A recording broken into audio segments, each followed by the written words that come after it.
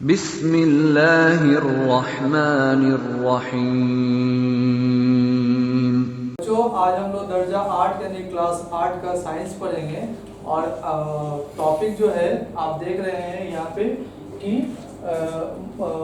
यहाँ पे टॉपिक जो अनुमान जो है मेटल्स और नॉन मेटल्स, इसमें धात और गैर धात का कीमियाई सिफातें के बारे में हम लोग जानेंगे, यानी कि chemical nature of metals and non metal.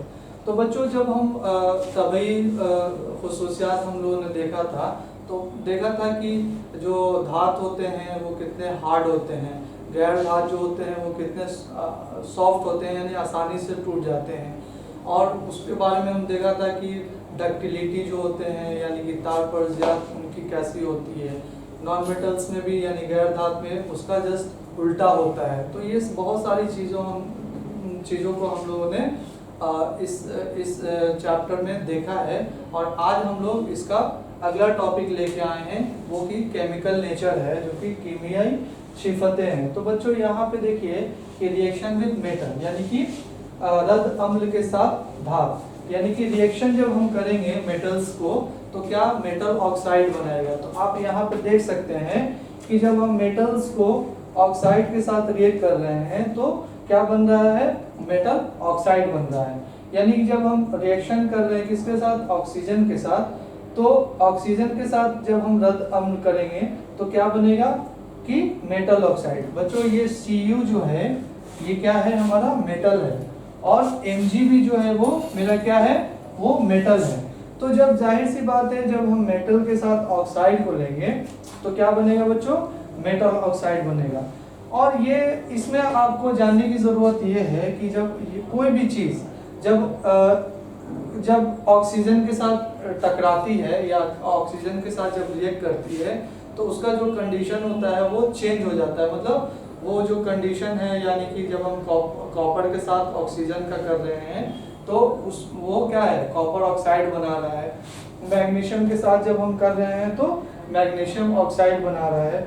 बच्चों यहाँ पे आप देखिए कि यहाँ पे 2CO है और 2MgO है। तो देखिए अगर हम इसको अगर हम लिखें तो इसको हम लोग इस तरह से भी लिख सकते हैं, किस तरह से भी लिख सकते हैं। इसको हम क्या कहेंगे, ऑक्सीजन बोलेंगे, इसको हम क्या बोलेंगे, कॉपर बोलेंगे।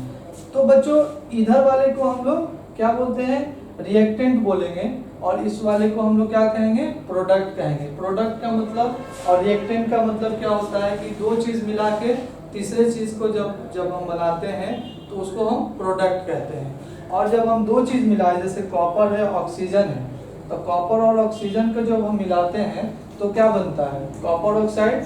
तो जाहिर सी बात है इसको हम क्या बोलेंगे, कीमियाई नेचर बोलेंगे, यानी कि इसका जो नेचर है ये क्या है, रिएक्टेंट है। यानी कि जो कीमियाई अंदाज जो है यानी कि इनका जो केमिकल अंदाज है यानी कि केमिकल नेचर है वो क्या है, रद्द अम्ल के साथ जा रहा है। यानी कि उसका जो कंडीशन जो है वो किसके साथ जा रहा है, वो हमेशा दोनों एक दूसरे के साथ हैं। तो कहने का मतलब ये दोनों एक साथ आएंगे और जब इसकी बात करेंगे तो ये एक साथ आएंगे। अब देखिए यहाँ बच्चों एक चीज और आपको इसमें बताने की जरूरत है कि यहाँ पे कार्बन कितना है, यहाँ पे कॉपर कितना है, कॉपर 2 है, यहाँ पे ऑक्सीजन कितना है, 2 है। लेकिन यहाँ पे बच्चों देखिए कि कॉपर यहाँ पे क्या है, 1 है, यहाँ पे ऑक्सीजन कितना है, 2 है। तो जाहिर सी बात है कि इसमें क्या होता है कि जब भी हम किसी भी चीज को बनाते हैं तो दोनों का जो अदद होता है यानी कि दोनों का तरीका जो होता है बिल्कुल बराबर होता है, यानी समान होता है, यानी एक जैसा होता है। कहने का मतलब है कि जब हम राइट हैंड साइड के बारे में बात करेंगे और लेफ्ट हैंड साइड के बारे में बात करेंगे तो जाहिर सी बात है कि जितने उसमें एटम्स होंगे जाहिर सी बात है कि उसका एटम्स तो बराबर होना चाहिए।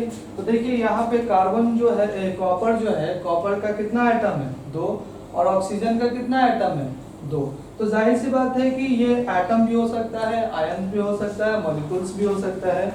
तो इसमें क्या करेंगे बच्चों, इसमें हम अपने मन से 2 डाल देंगे। तो देखिए क्या है कि ये दोनों जो हो गई, ये दोनों क्या हो गई, बैलेंस हो गई, क्या हो गई, बैलेंस हो गई। तो जाहिर सी बात है कि यहाँ 2 है, यहाँ भी देखिए बच्चों 2 है, यहाँ पे ऑक्सीजन कितना है, ऑक्सीजन 2 है, तो जाहिर सी बात है ऑक्सीजन यहाँ पे भी 2 ही हो रहा है। तो बच्चों यहाँ पे भी देखिए यहाँ पे भी यही चीज़ हम लोग देखने की कोशिश करेंगे। इसको क्या करेंगे कि Mg है तो Mg को भी हम यहाँ पे 2 लिख देंगे और ऑक्सीजन को भी हम क्या करेंगे यहाँ पे 2 लिख देंगे। तो जाहिर सी बात है अभी हमने बताया है कि जब भी हम लेफ्ट हैंड साइड हो या राइट हैंड साइड हो, दोनों का जो मतलब मॉलिक्यूल्स है यानी कि दोनों का जो अदद है वो बिल्कुल बराबर बराबर होना चाहिए। तो बच्चों यहाँ पे देखिए मैग्नीशियम है, यहाँ पे ऑक्सीजन है।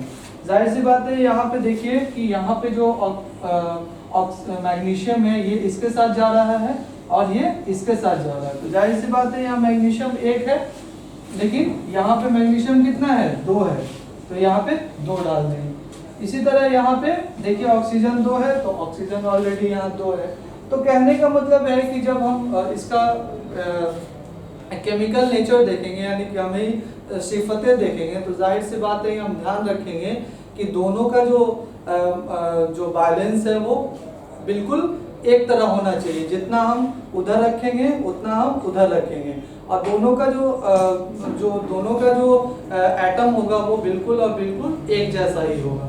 इसी तरह हम देखेंगे किसके साथ, इसका रिएक्शन विद मेटल्स है तो जाहिर सी बात है कि इसका रद्द अम्ल के साथ जो बच्चों, तो आप देखे थे कि धात और गैर धात का यानी कि कीमियाई सिफतें के बारे में आपने देखा कि क्या है।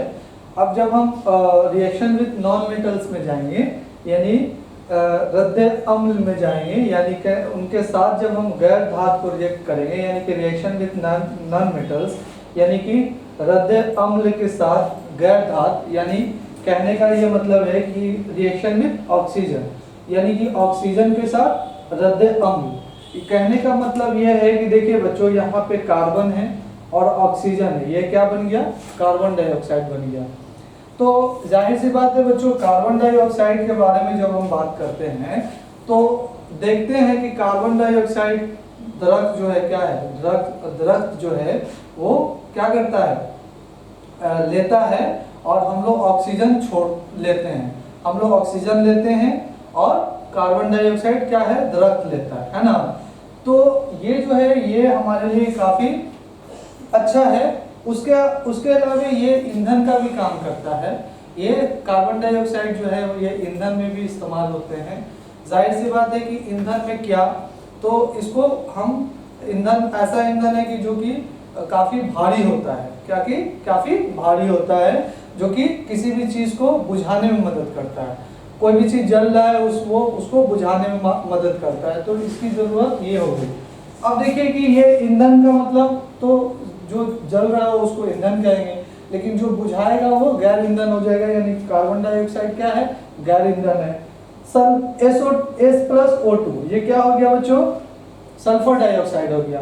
तो बच्चों जब हम जानते हैं कि जब हम सल्फर डाइऑक्साइड के साथ रद्द अम्ल कर रहे हैं यानी कि उसका रिएक्शन कर रहे हैं सल्फर और ऑक्सीजन के साथ, तो क्या बन रहा है, SO2 बन रहा है।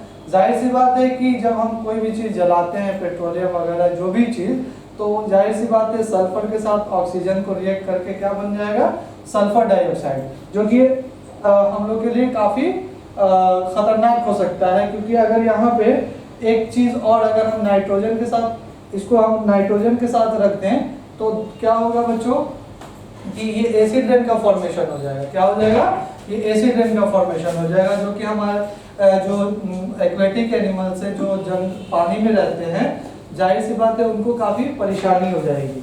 अब देखिए जब हम पानी के साथ रद्द अम्ल करेंगे यानी अम्ल करेंगे यानी रिएक्शन विद वाटर के साथ करेंगे, तो देखेंगे कार्बन डाइऑक्साइड प्लस वाटर, ये पानी है, तो बनेगा क्या, H2CO3। इसको हम क्या बोलेंगे, कार्बोनिक एसिड कहेंगे। बच्चों कार्बोनिक एसिड जो है ये कोका कोला वगैरह जो हम लोग पीते हैं, ये सारी चीज़ों में इसका इस्तेमाल होता है। बच्चों हमने आपको बहुत चीज़ समझाने की कोशिश की है इसमें। आपने देखा मेटल्स, नॉन मेटल, धात, गैर धात का तबई सिफतें देखा, उसके बाद आप कीमियाई सिफतें देख रहे हैं, उसका अलग अलग मुख्तलिफ चीज़ों को आपने समझा देखा। सोचो इसमें आपको कोई भी परेशानी, दुश्वारी या कोई भी चीज़ अगर आपको ना समझ में आए तो आप बच्चों कमेंट बॉक्स में ज़रूर कमेंट कीजिएगा। इंशाल्लाह इसका आपको तसफ़ी बख्श जवाब देने की कोशिश की जाएगी।